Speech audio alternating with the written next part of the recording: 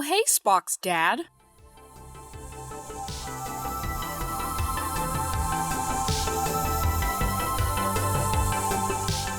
It's time for a wedding on the Enterprise. Kirk, being its ship's captain after all, is marrying these two jabronis when suddenly the Enterprise receives word that a Federation outpost nearby is under attack by an unknown ship, interrupting the happy couple's ceremony. The outpost is on the edge of the Romulan neutral zone, sort of a border between Federation space and the territory of a hostile race called the Romulans. Decades ago, the Federation and the Romulans had been at war, but eventually came to an agreement to leave each other alone as long as the Federation stays on their side of the RNZ. Apparently, no one from the Federation has ever laid eyes on a Romulan, so their appearance is a mystery. This guy, Lieutenant Styles, is itching to go toe-to-toe with the Romulans, as the Romulans killed a few ancestors of his during the Earth-Romulan War, and he informs Kirk that Romulan ships are identifiable as being painted like a giant bird of prey. Kirk makes it clear to Styles that he'd better leave petty personal grudges at the door.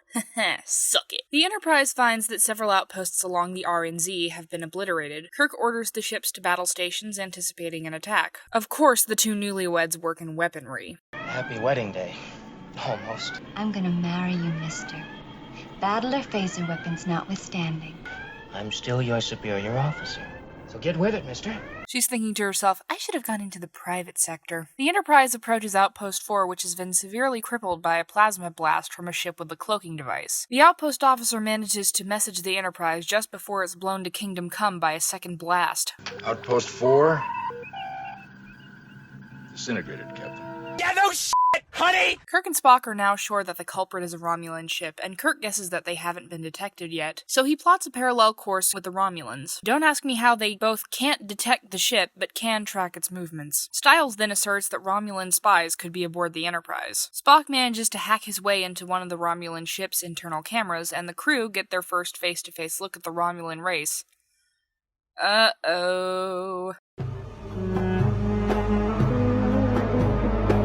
So Romulans look like Vulcans, which means everyone is giving Spock the side-eye now. Styles makes a snide remark and Kirk lays down the law. Well, here's one thing you can be sure of, mister. Leave any bigotry in your quarters. There's no room for it on the bridge. Do I make myself clear? It's the one and only Digo Double G. Meanwhile, aboard the Romulan ship, Not Sarek suspects the Enterprise's presence. He talks with his second-in-command and rues the fact that this hostility drives the Romulans to seek out conflict with the Federation. It's rare that Star Trek will show the, if you pardon the expression, humanity of an alien enemy. Usually the villains are pretty one-dimensional, at least in the case of the original series. Back aboard the Enterprise, the bridge crew is debating what to do about the Romulans. Spock theorizes that the Romulan race must be an offshoot of the Vulcans, which means they're a very dangerous enemy to the Federation. The two ships then engage in a round of cat and mouse, with Kirk and the Romulan commander predicting each other's moves before they can even make them. The Enterprise fires on the bird of prey, and the Romulan commander's first officer becomes fatally injured in the process. The Enterprise just barely escapes one of the bird of prey's plasma blasts, but the Romulan commander suspects the Enterprise has survived. Over the course of the standoff, both Kirk and Not Sarek note the strategic similarities between them. The Enterprise goes quiet to avoid detection so they can make repairs. In his quarters, Kirk chats with Bones about how it's times like these he really feels the weight of his position as a leader. It mirrors the Romulan commander's conversation with his second-in-command from before, pushing that parallel between the two of them. It's also one of those significant character moments that distinguish the real Kirk from the shallow, ultra-hypermasculine simulacra of him that has become so embedded in pop culture. In this galaxy, there's a mathematical probability of 3 million Earth-type planets. And in all of the universe, only one of each of us. Don't destroy the one named Kirk.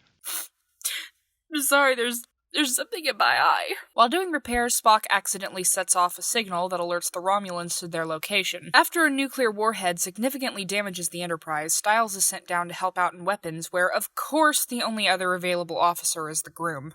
Woo!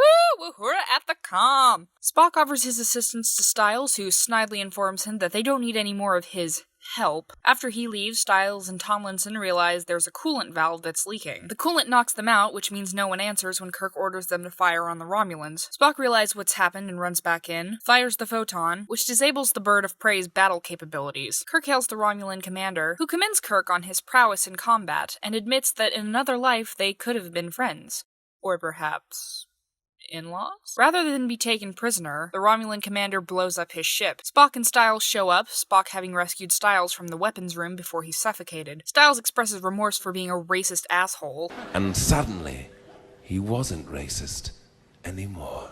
Unfortunately, Spock couldn't save Tomlinson. Kirk finds his bride weeping in the chapel and gives her a hug. Aw, Captain Cuddles. Oh, and also, Balance of Terror is an absolutely brilliant episode, but it's a hard one to talk about. It's one of the most cerebral episodes yet. A lot of the episode is just people sitting around strategizing. It's a testament to Star Trek that their characters can be so engaging and endearing that you can sit and watch them do almost nothing but espouse technobabble for 50 minutes. Balance of Terror was a phrase used to describe the nuclear arms race between the United States and the Soviet Union by President Kennedy during his inaugural speech in 1961. The episode has been compared to 1957's The Enemy Below, whose plot is similar, only taking place in World War II and involving US Navy warships and German U-boats. Director Vincent McEveety outright admitted that the plot of the episode was basically the same story. This is the last episode featuring Grace Lee Whitney as Janice Rand. Not the last time a woman would be forced out of the cast of a Star Trek show in the first season either. I think she deserves more credit, because if it weren't for Grace Lee Whitney, Star Trek wouldn't have one of its defining features.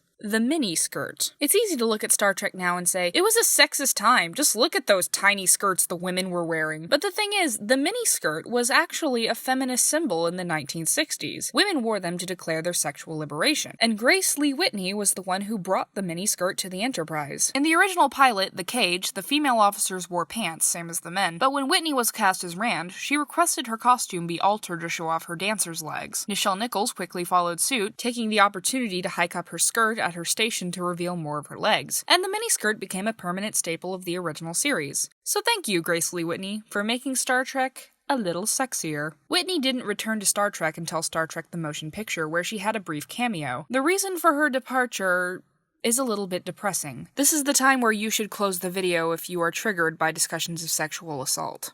Grace Lee Whitney was let out of her contract after she reported that an executive at Decius sexually assaulted her. The last episode she filmed was Conscience of the King, where she had a brief walk-on role. In her autobiography, she mentioned the incident, but refused to name her assailant, claiming that it was her story, not his. It makes one wonder if things would have been different if there had been a movement like Me Too in 1966. It's really a shame. Overall, Balance of Terror is one of the best TOS episodes there is. I've had fledgling Trekkies who I've turned onto the show tell me that they've thoroughly enjoyed it. And after all, that's the whole point of this channel. Next video, we'll be covering a much more fun episode.